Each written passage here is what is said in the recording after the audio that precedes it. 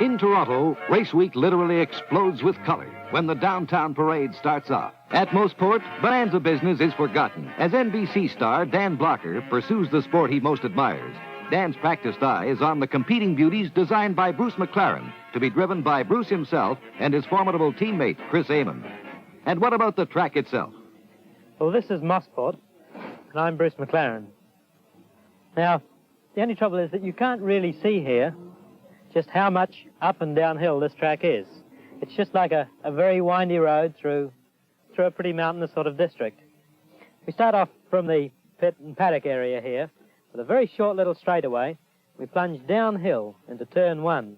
Quite an exciting turn. It goes on for quite a long while, and I guess we'd average about 75 to 80 mile an hour all the way through the turn. Accelerating out of that, down into corner 2 here, which is one of the most difficult corners on the circuit. You come over the brow of a hill, right about here. We plunge down through the corner. You get a good, what we would term, four-wheel drift. From there, a short little burst, and then stand very hard on the brakes for this turn 3. Then we have a reasonably fast straight down into another left-hander, which once again is downhill, and then a very sharp uphill pull into this corner here, very appropriately named Moss Corner. This section is reasonable, but suddenly the corner gets very tight and it goes downhill. It's quite tricky. From there we accelerate full throttle all the way through the gears. Now, we would have wheel spin with the back wheel spinning in probably 2nd, 3rd, and 4th gear up to about 140 mile an hour. And then by this time you'd be in top gear, still accelerating up to a maximum of about 165. There's a brow of a hill. Going over the brow, the car goes a little light. You have to be careful with it. And then brake for turn 8 here. It's a fair percentage of the whole circuit, and you can make up quite a bit of time. A nice, fast, smooth run through these corners picks up a lot of time as far as your overall lap time on the circuit goes. It's very difficult to hold the car in on the apex of the corner here. You'll see a lot of cars will come in with the front wheels tending to push straight ahead a little bit.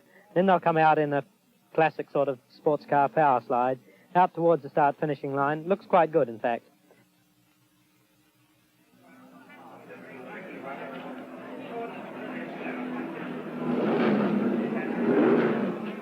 The Players 200 is just what it implies.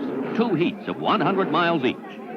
Now is the time when the drivers become gods, settled into their cramped machines, tense eyes glued on their instruments and the starter's flag, and the crowds, tense with excitement, sensing the tremendous strain.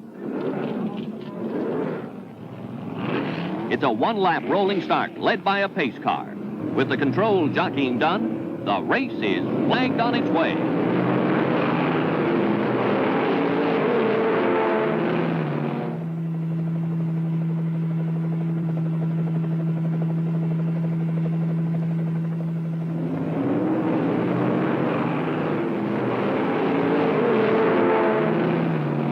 At Moss Corner, Bruce McLaren, the 1964 winner, leads the pack. McLaren designs his own cars. This is his Elva Oldsmobile.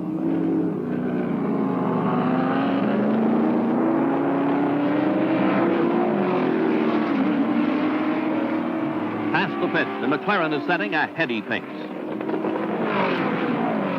McLaren is informed that one of his main rivals, Jackie Stewart, is in the pit. Charging up the back straight, McLaren makes 165 miles an hour look easy, and he whistles under the checkered flag in number 1 position.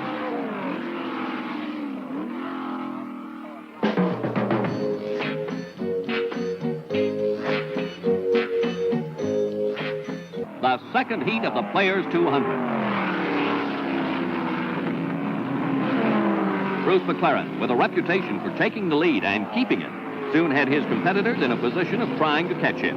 Man and machine were functioning perfectly. Chris Amon is in 3rd spot, and all 3 leading machines were designed by the front-running McLaren. But their cheers for the underdog turned to cheers for the winner when McLaren was flagged to victory. Moschenbacher was forced to settle for 2nd, with Amon 3rd.